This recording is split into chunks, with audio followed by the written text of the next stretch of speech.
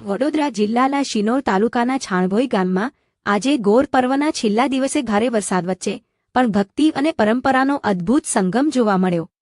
નાની બાળાઓ અને બાળકો પરંપરાગત વેશભૂષામાં સજ્જ થઈ ગોર માતાના દર્શન અને પૂજા અર્ચના માટે ગામના ઘરે ઘરે પહોંચ્યા હતા. છાણભોઈ ગામમાં ગોર પર્વની ઉજવણી ભક્તિમય વાતાવરણમાં સંપન્ન થઈ હતી. સતત વરસતા વરસાદ છતાં બાળકો અને બાળાઓનો ઉત્સાહ જરા પણ ઓછો જોવા મળ્યો ન હતો. પરંપરાગત વસ્ત્રોમાં સજ્જ થઈ તેઓ બોર માતાની પૂજા માટે ઘરે ઘરે પહોંચ્યા અને આશીર્વાદ મેળવ્યા. ઢોલ નગારાના કાલે સમગ્ર ગામ ભક્તિમાં રંગમાં રંગાઈ ગયું હતું.